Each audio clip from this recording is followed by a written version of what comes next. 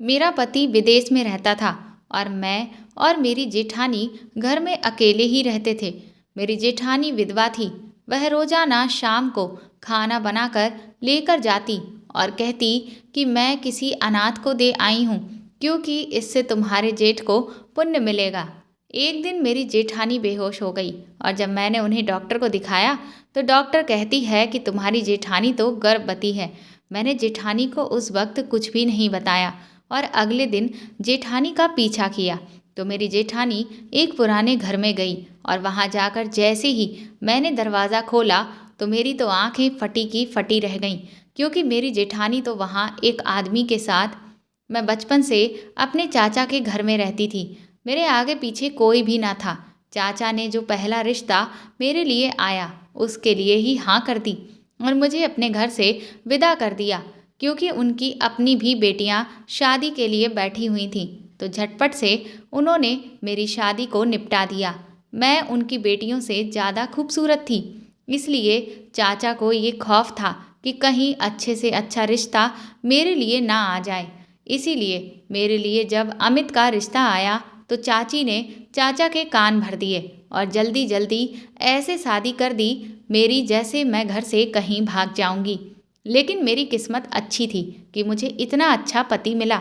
मेरी ससुराल में मेरे सास ससुर नहीं थे, बल्कि सिर्फ एक विधवा जेठानी थी। मेरे सास ससुर का देहांत काफ़ी पहले ही हो चुका था और जेठ का देहांत मेरी शादी से 1 साल पहले हो गया था। मेरा पति बहुत ज़्यादा अमीर नहीं था, लेकिन मेरी शादी होते ही पैसों की कमी का उसे सामना करना पड़ गया था, क्योंकि उन्होंने मेरी शादी में अच्छा खासा पैसा खर्च किया था। मेरे पति ने शादी अच्छे तरीके से करने के लिए काफ़ी कर्ज ले लिया था, इसीलिए वह कर्ज उतारने के लिए उनको विदेश जाना पड़ा, ताकि वह कुछ पैसे जमा करके वहाँ से आ जाएं, जिससे कर्जा भी उतर जाएगा और अच्छे तरीके से गुजर बसर भी हो जाएगा। उनके कागजात पहले ही बने हुए थे, इसीलिए वह तुरंत ही कमाने के लिए दुबई चले गए, जहाँ पर मेहनत मजदूरी करनी थी उन्हें। अभी मेरी शादी को 1 महीना ही हुआ था कि मेरा पति देश से बाहर चला गया और मुझे बहुत अफसोस हो रहा था। मैंने अपने पति के साथ ज़्यादा वक्त नहीं गुजार पाया था। अमित ने मुझसे कहा कि मैं जल्दी ही वापस आ जाऊंगा, थोड़ा सा सब्र करना। पैसों की परेशानी बहुत ज़्यादा है, सिर्फ शादी का कर्जा ही नहीं निपटाना, बल्कि अपना घर बनाने के लिए भी कोशिश कर रहा हूँ, क्योंकि अभी हम किराए के घर में रहते हैं। क्या तुम नहीं चाहती कि हमारा अपना घर हो? इस तरह की बातें करके अमित ने मेरी उदासी को दूर करने की कोशिश की, क्योंकि उनके जाने की खबर सुनकर मैं काफ़ी दिनों से उदास थी। फिर मैंने सोचा कि वह ठीक ही कह रहे हैं, मुझे थोड़ा सा इंतज़ार करना होगा। इसके बाद जब हमारी आर्थिक स्थिति सही हो जाएगी तो हम एक खुशहाल जिंदगी की शुरुआत करेंगे। अपने पति को तो मैंने देश से बाहर विदा कर दिया था, लेकिन अब इस घर में मैं और मेरी जेठानी ही रह गए थे। इस थोड़े से समय में मेरी जेठानी से ज़्यादा बात नहीं हुई थी, क्योंकि मुझे पता था कि मेरे पास अपने पति के साथ वक्त गुजारने के लिए बहुत कम वक्त है। इसीलिए शादी से लेकर अब तक का सारा समय दिन रात मैंने अपने पति के साथ ही गुजारा था। अपनी जेठानी के साथ बैठने और बात करने का तो मुझे ना वक्त मिलता था, ना ही फिलहाल कोई ज़रूरत थी। मैं तो बस उनको खाना बनाकर दे देती थी और वह चुपचाप खा लेती। मेरी जेठानी सारा दिन और सारी रात क्या करती रहती, मुझे उससे कोई मतलब नहीं था। लेकिन अब जबकि मेरे पति चले गए थे तो घर में मैं और मेरी जेठानी ही थे, इसलिए हम दोनों की थोड़ी बहुत बातचीत हो जाया करती थी। लेकिन मेरी जेठानी कुछ अजीब सी थी। वह आम जेठानियों की तरह नहीं थी। काम ना करने पर भी वो मुझे कुछ भी नहीं कहती, खामोशी से खुद सारा काम कर लिया करती थी। मुझे अगर सुबह उठने में देर हो जाती तो वो नाश्ता बना दिया करती थी, मेरे बिना धुले कपड़े भी धोने लग जाती थी। इन तमाम बातों से मुझे खुशी नहीं मिलती थी, बल्कि गुस्सा आने लगता था। एक दिन मैंने उनसे कह दिया कि आप मोहल्ले वालों को क्या बताना चाहती हैं कि आपकी देवरानी को काम नहीं आता? वह दिन चढ़े तक सोई रहती है, अपने कपड़े तक नहीं धो सकती, सफाई नहीं कर सकती, दूसरे शब्दों में तो मोहल्ले भर में आप मुझे बदनाम करना चाहती हैं। मेरा इतना कहना था कि इसके बाद मेरी जेठानी ने किसी भी काम को कभी हाथ नहीं लगाया। अगर हफ्तों भी मेरे कपड़े गंदे पड़े रहते तो वह नहीं धोती थी। अगर मैं देर से जागती तो चाय नाश्ता भी नहीं बनाती थी, सिर्फ वह अपने लिए बनाती थी। मुझे इस बात पर भी हैरानी हुई थी कि उन्होंने मुझसे कोई झगड़ा नहीं किया था, बल्कि खामोशी से सारे काम करना छोड़ दिए। फिर कुछ दिन के बाद एक अजीब सी बात होने लगी। मैं जब भी खाना बनाती थी तो वह मुझसे कहती कि एक आदमी का खाना ज़्यादा बना देना। मैंने पूछा कि घर में तो सिर्फ हम दोनों ही हैं, तो फिर 3 आदमी का खाना क्यों? तो उन्होंने जवाब दिया कि तुम्हारे जेठ जीवित नहीं हैं, इसीलिए मैं उनका खाना किसी गरीब को दूंगी ताकि उनको पुण्य मिले। अपनी जेठानी की बात सुनकर मुझे हैरत हुई, क्योंकि आज से पहले उन्होंने कभी इस बात का जिक्र भी नहीं किया था। जब तक मेरे पति यहाँ पर थे, उन्होंने कभी भी मेरे जेठ का खाना किसी गरीब को नहीं दिया था। हैरत की बात यह थी कि वह दिन का खाना किसी गरीब को नहीं देती थी, सिर्फ रात का खाना देने जाती थी। मेरे मन में कई तरह के सवाल उभरने लगे थे, लेकिन मैंने पूछना सही नहीं समझा था। जबकि मैंने सोचा कि हो सकता है कि वह पहले भी खाना देती रही हो। मैं तो अपने पति में ही इतनी मगन रहती थी, इसीलिए मैंने कभी देखा भी नहीं कि उन्होंने रात को खाना दिया है किसी गरीब को कि नहीं। लेकिन मुझे उनकी ये बात बहुत अच्छी लगी थी। उनके पति को गुजरे हुए 1 साल हो गया था और उनके कोई बच्चा भी नहीं हुआ था। वह उनके पुण्य के लिए किसी गरीब को खाना दे रही थी, तो ये तो अच्छी बात थी।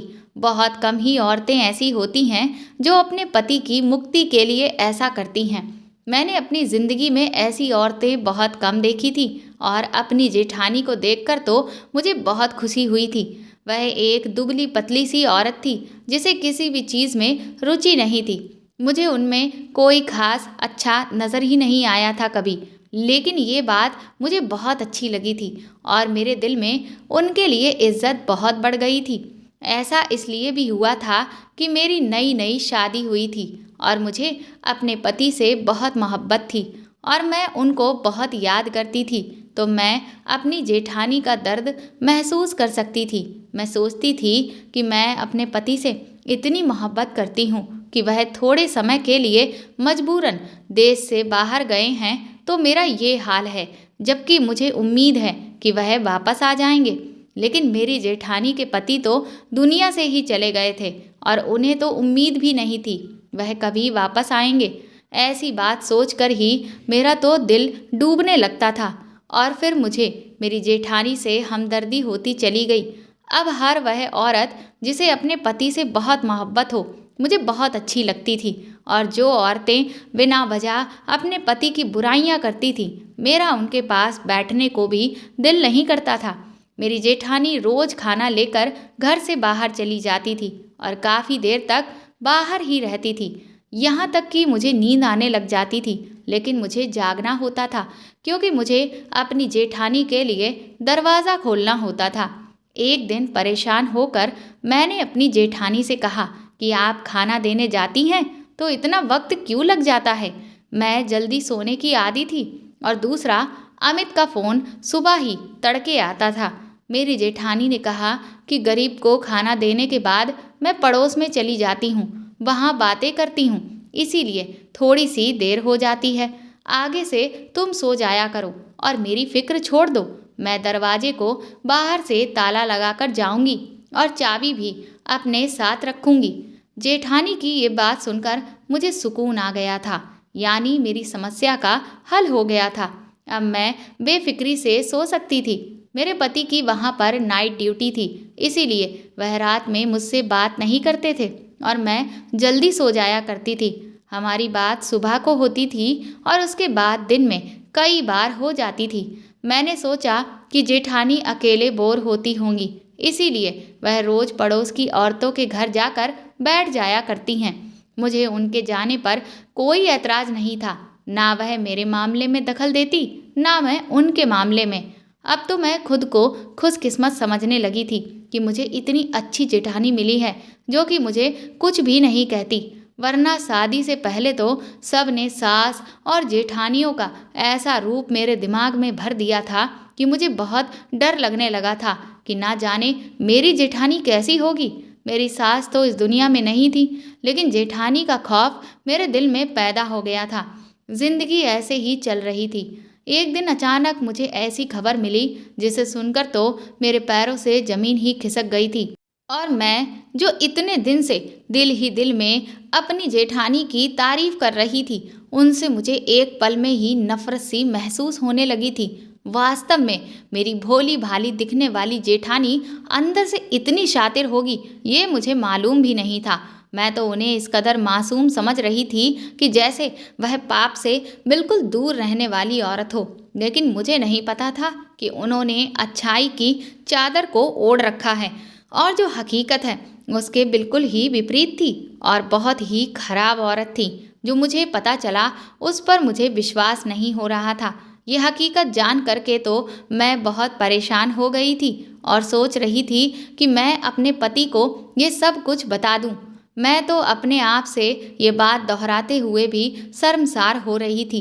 मेरी जेठानी विधवा होकर ये सब कैसे कर सकती है? लेकिन जब मैंने गौर किया तो वह अभी इतनी भी ज़्यादा उम्र दराज नहीं हुई थी। ऐसे में इच्छाएं तो सबकी होती हैं, लेकिन वो ये भूल गई कि वो विधवा है। मेरी जेठानी ने कहा कि उनकी शादी जब हुई थी तो उनकी उम्र सिर्फ 20 साल थी और भले ही उनके पति और मेरे पति की उम्र में काफ़ी अंतर हो, लेकिन फिर भी वह देखने में अभी भी ठीक ठाक लगती थी। इस वक्त मेरी जेठानी 30 से 35 साल के आसपास ही होगी, लेकिन उनकी तबीयत अक्सर खराब रहती थी, जिसकी वजह से ऐसा महसूस होता था जैसे कि उन पर धीरे धीरे बुढ़ापे का असर होने लगा है। लेकिन कुछ दिनों से मैंने ये भी देखा कि उनके चेहरे पर एक बार फिर से रौनक आने लगी थी। एक दिन अचानक वह मेरे सामने चक्कर खाकर गिर पड़ी तो मैं परेशान हो गई और उन्हें होश में लाने की पूरी कोशिश की और मेरी कोशिश करने पर ही जल्द ही वो होश में आ भी गई थी। मैंने उनसे पूछा कि आपको क्या हुआ है? तो उन्होंने कहा कि शायद मेरा ब्लड प्रेशर लो हो गया है। मैंने कहा ठीक है, मैं आपको अस्पताल लेकर चलती हूँ। मैंने रिक्शा पकड़ा और उनको पास के अस्पताल लेकर चली गई, पर वहाँ जाते ही वह एक बार फिर से बेहोश हो गई थी। मैं परेशान हो गई कि आखिर उनको हुआ क्या है। शायद उनका ब्लड प्रेशर कुछ ज़्यादा ही लो हो गया है या फिर गर्मी भी बहुत है। डॉक्टर ने कहा कि हम इनके कुछ टेस्ट कर लेते हैं। डॉक्टर ने उन्हें आराम करने के लिए इंजेक्शन दिया और उनके खून के सैंपल लेकर कुछ टेस्ट किए। उनके होश में आने के बाद हम घर वापस आ गए, लेकिन अगली सुबह जब मैं रिपोर्ट लेने गई तो मेरे पैरों तले की ज़मीन ही खिसक गई, क्योंकि उस रिपोर्ट में आया कि मेरी जेठानी प्रेग्नेंट थी। ये देखकर तो मेरा सर बुरी तरीके से चकराने लगा था कि ये सब क्या हो रहा है। मैंने जेठानी को उस वक्त कुछ भी नहीं बताया और बदनामी के डर की वजह से वो रिपोर्ट छुपा दी। मेरी जेठानी की तबीयत वैसे ही खराब थी। इस खराब तबीयत के बावजूद भी वह रात को खाना लेकर ज़रूर जाती थी।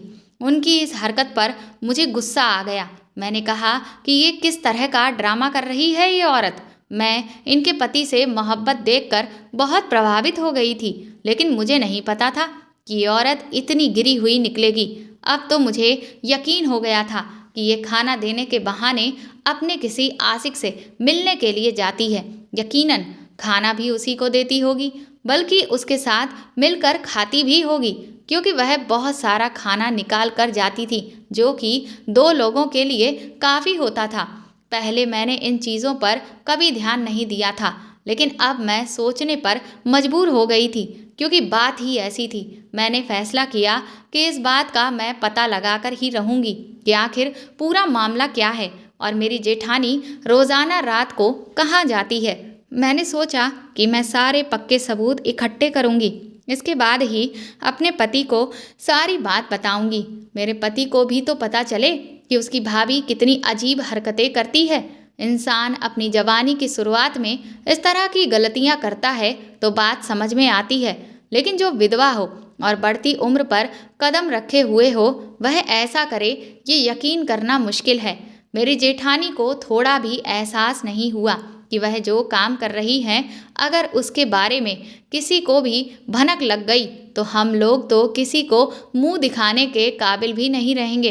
और अगर उनसे अपनी इच्छाएं बर्दाश्त नहीं हो पा रही थीं तो उन्हें सही समय पर दूसरी शादी कर लेनी चाहिए थी। वह क्यों ये विधवा का जीवन जी रही है। मैंने जेठानी का पीछा करने की ठान ली थी। सोचा कि आज रात को जब वह खाना लेकर बाहर जाएगी तब मैं उनके पीछे ही जाऊंगी। लेकिन फिर मुझे याद आया कि वह तो बाहर से ताला लगाकर जाती है और चाबी भी साथ ही लेकर जाती थी, क्योंकि मैंने ही उन्हें कहा था कि मुझे जल्दी नींद आ जाती है। उनका इंतज़ार करते हुए मुझे देर हो जाती है। इसलिए उस दिन मैंने अपनी जेठानी से कहा कि वह आज के बाद बाहर से ताला लगाकर ना जाया करें। मुझे बहुत डर लगता है कि कहीं अगर घर में आग वगैरह लग गई तो मैं कैसे बाहर निकलूंगी। मेरी बात सुनकर मेरी जेठानी के चेहरे का रंग फीका हो गया था। मैंने महसूस किया था कि मेरी ये बात उन्हें बिल्कुल अच्छी नहीं लगी थी। अब तो मुझे यकीन हो गया था कि दाल में ज़रूर कुछ काला है। रात को जैसे ही मेरी जेठानी खाना लेकर बाहर गई तो मैंने अपनी पुरानी शॉल उठाई, जो कि शादी से पहले मैं इस्तेमाल करती थी और शादी के बाद भी इस शॉल को यादगार के तौर पर अपने साथ ही लेकर आई थी। इस स्टॉल का इस्तेमाल मैंने इसलिए किया ताकि मेरी जेठानी मुझे पहचान ना सके, वरना जो शॉल मैं रोज़ इस्तेमाल करती थी उससे तो वह मुझे बखूबी पहचान सकती थी कि मैं उनका पीछा कर रही हूँ। रात के 9 बज रहे थे और गली सुनसान हो गई थी, क्योंकि मोहल्ले वाले जल्दी से सोने के आदी थे। मैं इस तरह से जेठानी का पीछा कर रही थी कि उनको थोड़ा भी शक ना हो कि कोई उनके पीछे है। वह शायद अपनी ही धुन में चलती चली जा रही थी। खाना हाथों में थामे हुए चलते चलते वह बहुत दूर आ गई थी। मुझे हैरानी हुई कि एक बीमार औरत इतनी दूर कैसे आ सकती है। फिर वो कोई पुराने से घर में घुस गई जो बहुत ही टूटा फूटा था। मुझे डर था कि अंदर घुसते ही कहीं वह दरवाज़ा अंदर से बंद ना कर दे। लेकिन जब मैंने उनका पीछा किया तो देखा कि दरवाजे में तो कोई कुंडी ही नहीं थी, यानी कि वह घर इतना पुराना और टूटा फूटा था कि उसकी ढही दीवारें भी इस बात के गवाह थे।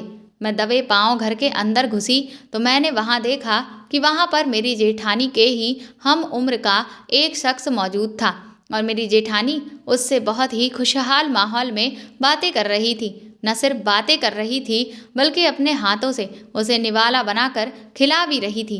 ये दृश्य देखकर तो मेरी सांस ऊपर के ऊपर और नीचे के नीचे ही रह गई थी कि आखिर ये सब हो क्या रहा है।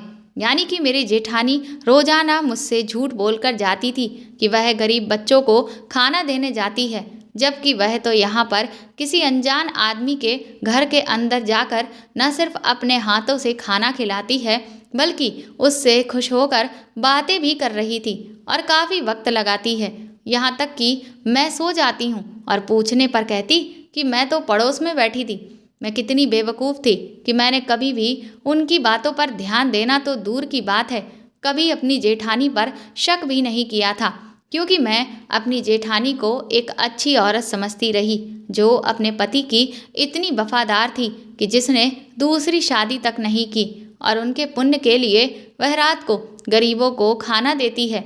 लेकिन अब ये बात सिर्फ खाना खिलाने की हद तक नहीं थी और ना ही किसी अनजान से बात करने की हद तक थी, बल्कि बात तो अब इससे भी बहुत ज़्यादा आगे बढ़ चुकी थी। मेरी जेठानी गर्भवती हो चुकी थी। अब तो मुझे पूरा यकीन हो गया था कि यही वह शख्स है जिसके साथ मेरी जेठानी का चक्कर चल रहा है और इसी वजह से वह ऐसे यहाँ खाना देने के बहाने पर आती है। मैं इस शख्स को नहीं जानती थी। पहले तो मेरा दिल किया कि मैं वहाँ पर जाकर उन दोनों के मुंह पर ही उन्हें उनकी सच्चाई बताऊं, भला बुरा कहूं। फिर मुझे ख्याल आया कि ये तो 2 लोग हैं, कहीं ये दोनों मिलकर मुझे नुकसान ना पहुँचा दें। और फिर मैं तो पीछे अपना घर भी खुला छोड़कर आई थी, कहीं ऐसा ना हो कि मेरे घर में कोई चोर घुस जाए। मुझे जैसे ही चोर का ख्याल आया तो फिक्रमंदी से मैं तुरंत ही वहाँ से वापस आ गई, क्योंकि घर में मेरे ढेर सारे जेवरात रखे हुए थे और कुछ कीमती सामान भी रखा था। मैं सोच सोच कर पागल हो रही थी। मैंने फैसला कर लिया था कि मेरी जेठानी जब घर वापस आएगी तो मैं उसके सामने वह सब कुछ बोल दूंगी जो मेरे दिल में है। वहाँ पर तो मैंने उसे अनजान इंसान के डर के कारण कुछ भी नहीं कहा था, लेकिन घर में तो मैं बोल सकती थी। जैसे ही मेरी जेठानी वापस आई तो मुझे जागता देखकर थोड़ा सा चौंक गई और पूछा कि तुम अभी तक सोई क्यों नहीं। मैं भी गुस्से में आ गई और कहा कि जिस औरत की जेठानी इतनी बदकिरदार हो सकती है उसको भला कैसे नींद आएगी। मेरी बात सुनकर तो मेरी जेठानी हैरान होकर मुझे देखने लगी, तो मैंने कहा कि मुझे इस तरह से ना देखें, मुझे आपकी सारी सच्चाई पता चल गई है कि आप खाना देने के बहाने रोज कहाँ जाती हैं और किससे मिलती हैं और आपकी कोख में किसका पाप पल रहा है। मेरी जेठानी ने मुझसे कहा कि मैं पागल हो गई हूँ क्या, कुछ भी बोले चली जा रही हूँ। मैंने उनकी मेडिकल रिपोर्ट उनके मुंह पर मारते हुए कहा कि ये सब मैं बिना वजह नहीं कह रही हूँ। ये रही आपकी मेडिकल रिपोर्ट जिसमें यह साफ तौर पर बताया गया है कि आप गर्भवती हो चुकी हैं और अभी मैं वह देखकर आई भी हूँ कि किसका पाप आप अपने पेट में लिए फिर रही हैं। मेरी जेठानी ने रिपोर्ट उठाई और फिर उसे पढ़ने लगी। उनके चेहरे का रंग पूरी तरह से उड़ चुका था। वह कहने लगी कि रिपोर्ट गलत है, तुम मेरी बात मानो, मेरा तो सिर्फ बीपी ही ऊपर नीचे हो रहा था। मैंने कहा कि अगर रिपोर्ट गलत होती तो मैं एक बार को यकीन भी कर लेती, लेकिन वह इंसान कौन है जिससे सारी सारी रात आप बैठकर वहाँ बातें करती रहती हैं और अपने पति के पुण्य का नाम लेकर किसी और शख्स के पास रात गुजार कर आती हैं। आपको शर्म नहीं आती? वह इंसान जिसके साथ आप हंसकर बातें कर रही थीं, आपको ज़रा अंदाज़ा भी है कि आपने मेरे पति की इज्जत को मिट्टी में मिलाकर रख दिया है। क्या मुंह दिखाएंगे मेरे पति अब सारी दुनिया को कि उनकी जेठानी, जो कि एक विधवा औरत है जिसका पति मर चुका है, वह अब गर्भवती हो गई है। अगर मेरे जेठ आज जिंदा होते तो ये जमाना कुछ ना कहता, तब तो खुशियों के ढोल नगाड़े बज रहे होते, क्योंकि इतने सालों के बाद इस घर में खुशी आई होती, और वह भी वह खुशी जिसे मैं समझ सकती हूँ कि आप दोनों पति पत्नी ने न जाने कितना लंबा इंतज़ार किया होगा। लेकिन अब जब ये बात बाहर आएगी तो दुनिया मेरे पति से न जाने कैसे कैसे सवाल करेगी। जिन लोगों की बहन और बेटियां इस तरह के काम करती हैं उनके तो सर शर्म से ही झुक जाते हैं, लेकिन ये पहली बार है कि एक विधवा औरत ने इस तरह का काम किया है। मेरे पति तो इस बदनामी की वजह से कहीं अपनी जान ही ना ले लें। मैंने अपने दिल की सारी भड़ास अपनी जेठानी के सामने निकाल दी। मेरी जेठानी मोटे मोटे आंसुओं से रोती चली जा रही थी और मैं गुस्से में तिलमिलाई अपने मुंह से आग निकाल रही थी। एक बार फिर से जैसे ही मैं चिल्लाकर अपनी जेठानी से पूछने लगी कि बताइए आपका वह आशिक कौन है, तभी अचानक ही पीछे से मेरे पति की आवाज़ आई, जिसे सुनकर मेरे तो होश ही उड़ गए कि मेरा पति अचानक से यहाँ कैसे आ गया। सामने देखा तो मेरे पति भी गुस्से में लाल पीला चेहरा लिए खड़े थे। वह मुझ पर चिल्लाकर कहने लगे कि तुम्हारी हिम्मत कैसे हुई मेरी भाभी से इस तरह से बात करने की। मैंने उनसे कहा आपको पता भी है कुछ कि आपकी भाभी आपकी पीठ पीछे कैसे कैसे गुल खिला रही हैं। आप जो भाभी को सीधा साधा समझ रहे हैं वह कितनी चालाक औरत है। वह आपके स्वर्गीय भाई को धोखा दे रही है, और तो और वह उनके ही नाम पर झूठ बोलकर अपने किसी आशिक से मिलने भी जाती है। मेरा इतना कहना था कि तभी मेरे पति ने आगे बढ़कर मेरे ऊपर हाथ उठाने की कोशिश की, लेकिन तुरंत ही मेरी जेठानी ने मेरे पति का हाथ पकड़ लिया और उससे कहा कि हमारे घर के ये संस्कार नहीं हैं कि औरत पर हाथ उठाया जाए। मैं ये सब देखकर दंग रह गई। मैंने अपने पति से कहा कि आपको क्या लगता है कि मैं झूठ बोल रही हूँ? अगर आपको मुझ पर यकीन नहीं है तो ये देखिए, आपकी भाभी की सारी काली करतूत की पोल पट्टी इस रिपोर्ट में खुल चुकी है। मैंने तुरंत ही अपने पति की तरफ अपनी जेठानी की उस रिपोर्ट को आगे बढ़ा दिया, लेकिन मेरे पति ने तो उस रिपोर्ट को अपने हाथ में लेने से इनकार ही कर दिया। ये देखकर मैं चौंक गई। वह मुझसे कहने लगे कि तुम मुझे इस रिपोर्ट को दिखाकर यही साबित करना चाहती हो ना कि मेरी भाभी माँ बनने वाली है। जब मैंने अपने पति के मुंह से ये बात सुनी तो मेरी आंखें हैरत से बड़ी बड़ी हो गईं। जो बात मैं अब तक उन्हें बताई ही नहीं थी वह उन्हें पहले से ही कैसे पता चल गई थी। मेरे पति मुझसे कहने लगे कि मैं आज इस इतनी बड़ी खुशखबरी की वजह से ही अचानक इंडिया वापस आ गया था, क्योंकि मैं तुम सबको सरप्राइज़ देना चाहता था। मेरा पति जो भी बोल रहा था उससे मेरे दिमाग की सारी नसें आपस में उलझने लगी थीं। मुझे तो कुछ भी समझ में ही नहीं आ रहा था कि आखिर जिस बात को लेकर मैं अभी अपनी जेठानी से कह रही थी कि मेरा पति बदनामी से मर जाएगा, इस बात से मेरा पति तो बहुत खुश नज़र आ रहा था। मैंने अपने पति से कहा कि आपको ये बात पहले से ही पता थी और आप ये जानकर खुश भी हो रहे हैं।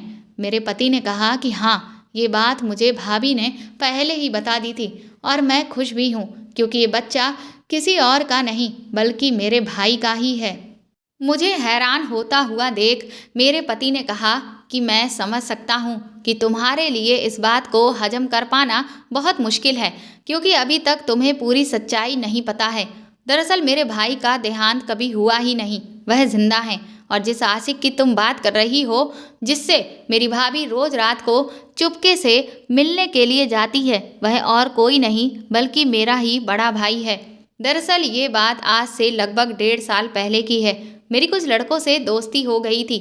मैं उस वक्त उन्हें सही समझता था और हर वक्त बस उनके साथ ही मेरा उठना बैठना होता था।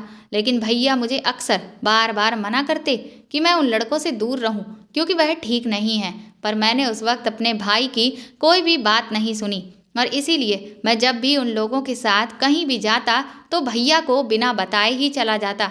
लेकिन मुझे उस वक्त इस बात का पता नहीं था कि इधर भैया भी मेरा पीछा कर रहे होते थे।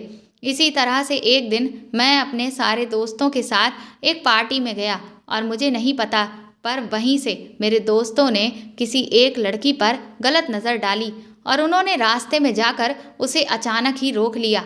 मुझे तो ये बात पहले से पता ही नहीं थी, इसीलिए अचानक से वह लोग उसके साथ जो भी करने लगे उससे मुझे कुछ भी समझ नहीं आ रहा था। वह बेचारी चीख चिल्ला रही थी, लेकिन वह लोग उसे छोड़ने का नाम ही नहीं ले रहे थे और मैं उन लोगों के बीच में अकेला था, इसीलिए उन सब का मिलकर विरोध भी नहीं कर पा रहा था।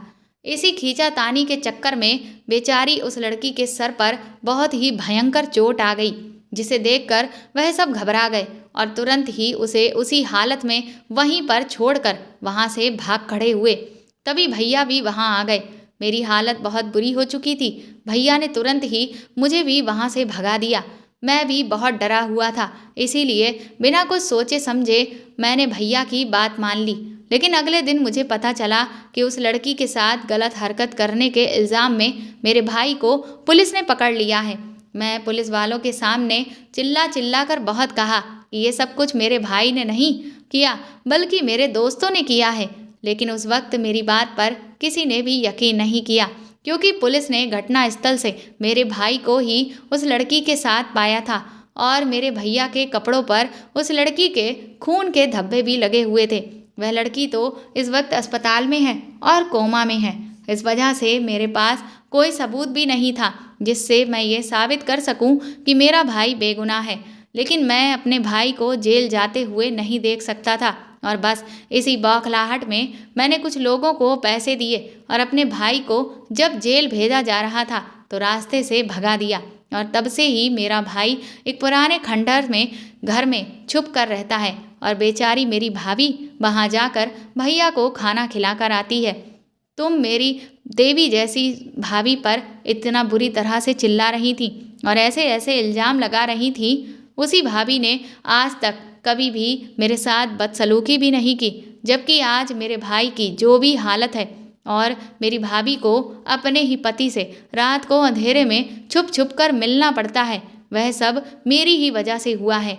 लेकिन उन्होंने कभी भी मुझसे कोई गिला शिकवा नहीं किया और एक तुम हो जिसने उन पर उंगली उठाने से पहले एक बार भी नहीं सोचा और न जाने क्या क्या उल्टा सीधा बकती चली गई। अगर आज मेरा भाई नहीं होता और भाभी ने भी मेरे भाई का साथ नहीं दिया होता तो जिस पति की तुम दिन रात सलामती मांगती हो वह पति आज तुम्हारी आंखों के सामने सही सलामत नहीं खड़ा होता बल्कि जेल की हवा खा रहा होता। अपने पति के मुंह से सारी सच्चाई सुनकर तो मेरी आंखों से आंसू रुकने का नाम ही नहीं ले रहे थे। मैं इतनी ज़्यादा शर्मिंदा थी कि अपनी जेठानी से नज़र मिलाने की मेरी तो हिम्मत ही नहीं हो रही थी। मैं तुरंत ही अपनी जेठानी के पैरों में गिर पड़ी और उनके पैर पकड़कर उनसे माफ़ी मांगने लगी। लेकिन मेरी जेठानी सच में एक बहुत ही बड़े दिल वाली औरत थी। उन्होंने तुरंत ही मुझे उठाकर अपने सीने से लगा लिया और कहा कि इसमें तुम्हारी कोई भी गलती नहीं है। तुमने तो वही किया जो कोई भी करता, क्योंकि तुम तो इस सारी सच्चाई से पूरी तरह से अनजान थी और तुमने आज तक अपने जेठ की तस्वीर तक नहीं देखी, तो तुम भला उन्हें पहचानती भी कैसे। मेरी वह पूरी रात शर्मिंदगी और दुख से कटी। लेकिन कहते हैं ना कि हर काली रात के बाद एक नया दिन आपका इंतज़ार कर रहा होता है। अगले दिन शाम को अचानक ही हमारे घर पर पुलिस ने दस्तक दी, जिससे हम सभी लोग बुरी तरह से डर गए, क्योंकि पुलिस के साथ मेरे जेठ जी भी थे। ये देखकर मेरे पति एक बार फिर से पुलिस वालों के सामने गिड़गिड़ाने लगे कि मेरे भाई को छोड़ दो, मेरे भाई ने कुछ भी नहीं किया है। तभी मेरे जेठ जी मेरे पति से कहते हैं कि चिंता करने की कोई भी बात नहीं है। उनके मुंह से ये बात सुनकर हम सभी हैरान रह जाते हैं कि आखिर वह कहना क्या चाहते हैं। तब पुलिस वाले कहते हैं कि हम लोग इतने दिनों से आपके फरार भाई को ढूंढ रहे थे और कल रात आखिरकार हमने इन्हें एक खंडर से गिरफ्तार भी कर लिया। लेकिन इसे चमत्कार ही कहेंगे कि कल रात को ही जिस लड़की के साथ गलत करने के इल्ज़ाम में हम इतने दिनों से आपके भाई को ढूंढ रहे थे, वह लड़की कोमा से बाहर आ गई। और फिर जब हम आपके भाई को शिनाख्त के लिए उस लड़की के सामने लेकर गए, तो उसने तो आपके भाई को पहचानने से साफ इनकार ही कर दिया। उसने कहा कि आपके भाई ने तो उसके साथ कुछ भी गलत नहीं किया था, बल्कि आपके भाई की वजह से ही आज उसकी जान बच पाई है, क्योंकि उन्होंने ही उसे अस्पताल पहुंचाया था। और इसके साथ ही उसके साथ गलत करने वाले लोगों के नाम उस लड़की ने बता दिए, जो कि आपके वही दोस्त थे जिनके बारे में आपने पहले हमें बताया था। उन सबको हमने गिरफ्तार कर लिया है और जल्द ही उन्हें कोर्ट में पेश भी कर दिया जाएगा और जो भी उनके लायक सज़ा है वह उन्हें दे दी जाएगी। और आपके भाई के खिलाफ कुछ भी साबित नहीं हुआ है, इसीलिए इन्हें हम छोड़ रहे हैं। पुलिस वालों की ये बात सुनकर तो हम सब की खुशी का ठिकाना ही नहीं रहा। एक साथ इतनी सारी खुशियाँ हमारे घर पर आ चुकी थीं। अब हम सब हंसी खुशी मिलजुल कर रह रहे हैं और मैं अपनी जेठानी की गोद भराई का फंक्शन भी धूमधाम से रखा है। मेरी जेठानी ने मुझे दिल से माफ़ कर दिया है और मैं भी उन्हें अब अपनी बड़ी बहन मान चुकी हूँ। तो दोस्तों, आपको ये कहानी कैसी लगी हमें कमेंट करके ज़रूर बताएं और प्लीज़ इस कहानी को ज़्यादा से ज़्यादा शेयर और लाइक करके मेरे चैनल को सपोर्ट करें। साथ ही अगर आप चाहें तो मुझे सुपर थैंक्स भी खरीद कर दे सकते हैं। सुपर थैंक्स का ऑप्शन आपको इस वीडियो के नीचे दिए हुए सभी ऑप्शंस में दिख जाएगा, जो कि हार्ट शेप में बने हुए डॉलर के साइन के तौर पर है। और अगर आप मेरे चैनल पर नए हैं तो सब्सक्राइब करके बेल आइकन को ज़रूर दबा दीजिएगा, ताकि आगे भी मैं आपको ऐसी ही अच्छी कहानियाँ सुनाती रहूँ। Thank you.